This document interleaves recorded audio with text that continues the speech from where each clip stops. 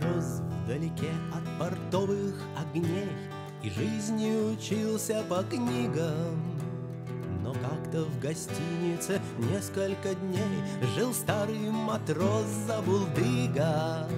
Он пил, словно черти полили нутро, платил золотыми, не споря. И он говорил мне, не знает никто, когда позовет тебя море. О, когда позовет тебя море.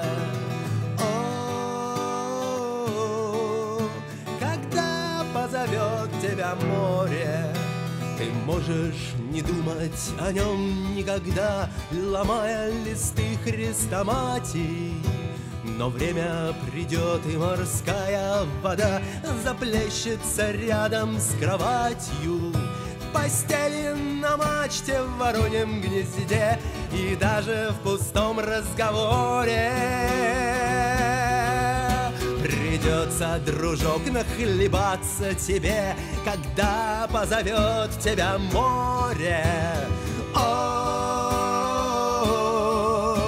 когда позовет тебя море.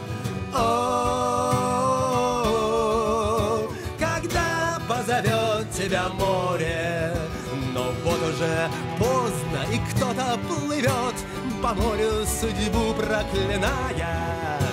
Дырявую лодку на скалы несет вдали от родимого края. Зачем же рыдать, в море соли полно, утонешь, подумаешь, горе. Сейчас или завтра, не все ли равно, когда позовет тебя море. О, когда позовет тебя море. О, когда позовет тебя море.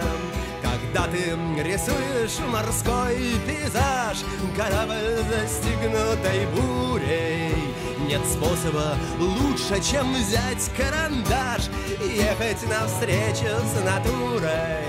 Резвятся дельфины в прибрежной волне, но что там грозит на просторе? Картины изрядно прибавят в цене, когда позовет тебя море. О,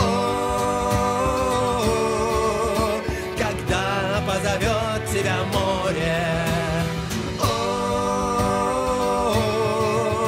когда позовет тебя море.